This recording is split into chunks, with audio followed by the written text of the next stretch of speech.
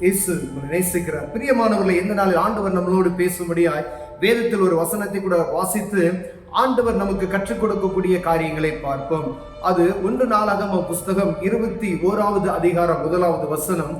சாத்தான் இஸ்ரவேலுக்கு விரோதமாய் எழும்பி இஸ்ரவேலை தொகையிடுகிறதற்கு தாவீதை ஏவி விட்டான். பாருங்க, சாத்தான் இஸ்ரவேலுக்கு விரோதமாய் எழும்பி இஸ்ரவேலை தொகையிடும்படியாய் தாவீதை ஏவி விட்டான் என்று வேதம் சொல்லுகிறது. பிரியமானவர்களே, அதற்கு முந்தின அதிகாரத்துல இஸ்ரவேல் ஜனங்கள் தாவீது செய்த மகத்தான காரியங்கள், அவங்க ஒரு தேசத்தை அவர்கள் சூறையாடுகிறதை எல்லாம் நாம் பார்க்கிறோம். பயங்கரமான அற்புதங்களை ஆண்டவர் பெலிஸ்தரோடு பெரிய ஒரு யுத்தம் நடக்கிறது. அந்த யுத்தத்துல ஆண்டவர் செய்த பெரிய காரியங்களா அவங்க கண்டு அதை பார்க்கிறார்கள். ஆனாலும் அடுத்த அதிகாரத்துல அவர் பாருங்க, தாவீதுடைய இருதயத்துல பிசாசானவன் என்ன செய்யறானா, அவரை சோதிக்கும்படியாய் அந்த ஒரு பிசாசு, சாத்தான் தான் சோதனை செய்தான் அப்படி போட்டுக்கோங்க. சாத்தான் இஸ்ரவேலுக்கு விரோதமாய் எழும்பி, பாருங்க தாவீதுக்குள்ள ஒரு அந்த ஆவி கிரியை செய்கிறதை பார்க்க முடியுது. ஆண்டவரையே நம்பிக்கொண்டு வந்த தாவீது ராஜாவுக்கு ஒரு சின்ன காரியத்தை பாருங்க, ஒரு சின்ன ஒரு தொகையீடு அப்படின்னு சொல்லி, இஸ்ரவேல் ஜனங்கள்லாம் நீ தொகையீடு அப்படின்னு சொல்ற, அடுத்த யுத்தத்துக்கு போவதற்கு ஆயத்தமாவதற்கு என்ன செய்யணும்னு சொல்லி ஒரு கணக்கெடு, மக்கள் கணக்கெடு அப்படின்னு சொல்றாரு. அந்த இடத்துல நம்ம அடுத்த தாவீது தன் கண்களை ஏறெடுத்து பார்க்கும்போது பாருங்க, கணக்கு எடுத்தது நிமித்தமா ஏற்படக்கூடிய விளைவுகள் பயங்கரமாய். ஆண்டவர் சரியான பாதையில நம்ம அநேக முறைகள் நடத்தி வருகிறார். அதை நாம் அறிந்து கொண்டு திடீர்னு நம்முடைய சுயபலத்துல ஏதோ ஒரு காரியம் செய்கிறோம் என்றால் நல்ல வியாபாரங்கள் நடக்கும், நல்ல ஆராதனை நல்லா ஒழுங்காய் போய்கொண்டு இருக்கும், எல்லா பிசினஸ்ல நல்லா பெர்ஃபெக்ட்டா நடந்து கொண்டு இருக்கிறோம், ஊழியத்துல நல்லா நடந்து கொண்டு இருக்கும். பிரியமானவர்களே, ஆனாலும் திடீர்னு ஒரு காரியம், ஒரு நாள் ஒரு அதிகாரத்துக்கு முன்பதாய் ஆண்டவர் வித்தியாசப்படுத்துகிறது நாம் பார்க்க முடியும். ஆவியானவர் உங்களோடு என்னோடு இடைப்பட்டுக் கொண்டிருக்கிறார். பிரியமானவர்களே, நம்முடைய இருதயத்தை பார்த்து தாவீது சரியாத்த ஆண்டவருக்கு அவருக்குள்ள நெருக்கம். ஆண்டவர் அவரோடு கூட இருந்தது நிமித்தமா அநேக தேசங்களை சுதந்திரித்துக் கொண்டார்.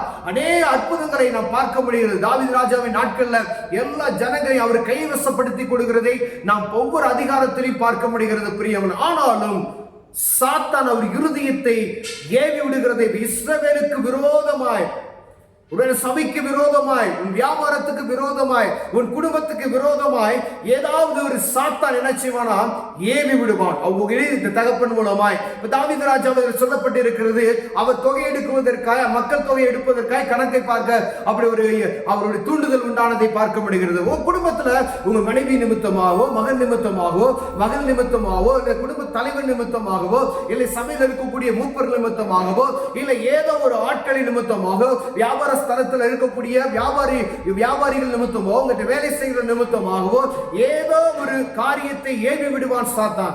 அப்பொழுது நாம் கவனமாய் இருக்கும்படியே ஆண்டவர் நம்மளோடு பேசிக் கொண்டிருக்கிறார். அதற்கு பின்பதாய் உள்ள வசனங்களை நாம் வாசித்துக் கொண்டு வந்தவை. ஆனால் ஆண்டவர் பாருங்க, ஒரு பயங்கர ஒரு அடியை கொடுக்கிறதை நாம் பார்க்க முடியும். யார் அடிபடுகிறார்கள்? ஒரு தலைவர் செய்கிற தவறுக்காய் அப்பாவி மக்கள் அடிக்கப்படுகிறதை நாம் பார்க்க முடியும். அநேக பேர் மரித்து போகிறார்கள் தூது நிமித்தமாய். பாருங்க, அந்த அடிபட்டதுமே நான் தானே பாவம் செய்தேன் அப்படி சொல்றாரு. ஆனா நஷ்டமானதுதான், ஜனங்கள் அழிந்து போனதுதான், ஏதோ ஒரு குறைவானதுதான்.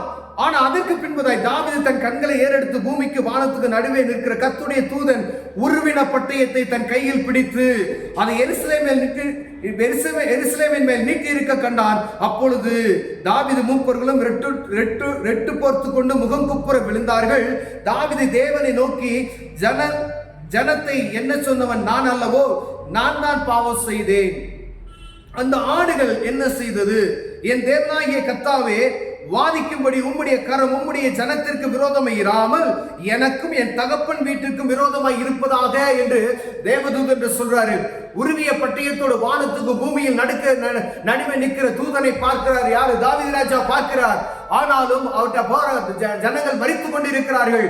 ஆனா அப்பதான் இவருக்கு உணர்வு வருகிறது, இந்த ஆடுகள் என்ன செஞ்சிச்சு சொல்லி கேட்கிறாரு. அடிக்கப்பட்ட ஆடுகள், ஒரு பெரிய வாதை உண்டாயிருச்சு. ஜனங்கள் அழிக்கப்பட்டு தூதன் நிமித்தமாய் கொல்லப்பட்டு கொண்டிருக்கிறார்கள்.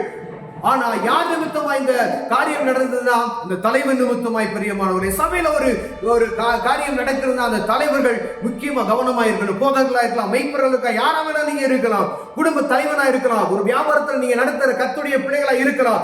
எல்லா விதத்திலையும் தலைவனானப்பட்டவன் எவ்வளவு கவனமா இருக்க வேண்டுமோ அவ்வளவு கவனமா இருக்க வேண்டும். அந்த வழி நடத்தி வந்த தேவன் இம்மட்டுமாய் நம்மளை அருமையாய் வழி நடத்தி வந்திருக்கிறார். அவர் வார்த்தைக்கு செவி கொடுத்து ஒவ்வொரு காரியம் அவர்கிட்ட கேட்டு கேட்டு கேட்டு கேட்டு நடந்து வந்த நாம் திடீர் நம்ம இருதயத்துல ஒரு பெருமை நமக்குள் வருகிறதை நாம் உணர முடிகிறது. பிரியமாய் ஏதோ ஒரு காரியம் நம்மளை அறியாமே மேற்கொண்டு வருகிறது போது அப்பொழுது எச்சரிக்கையாக இருக்கும்படி ஆண்டவர் உங்களோடும் என்னோடு பேசிக் கொண்டிருக்கிறார். பிரியமானவர்களே, அப்பொழுது நம்ம எச்சரிக்கையா இருக்கணும். ஏதோ ஒரு காரியம் என் அறியாம என்னுடைய இருதயத்துக்கு மேல ஒரு காரியத்தை செய்ய தோன்றுது என்றால் ஆண்டவர் சமூகத்துக்கு நேரம் ஓடி, ஆண்டவரே இது செய்யலாமா செய்யக்கூடாதா என்பதை தேவ சமூகத்துல கேட்டு அதற்கு பின்பதான் அதுக்கு முடிவெடுக்கணும். அதுக்கு அந்த அதிகாரத்தை நம்ம வாசிக்கும் பொழுது அந்த சேனாதிபதி சொல்றான், எதுக்கு நம்ம தொகை எடுக்கணும், எதுக்கு இஸ்ரவேல் ஜனத்தை நீ கணக்கெடுக்க சொல்றீரு அப்படின்லாம் அந்த சேனாதிபதி கேட்கும் பொழுது கூட தாவீது கணக்கு, ஏன்னா ராஜாவினுடைய வார்த்தைக்கு ஒன்னும் பேச முடியாது யாரும்.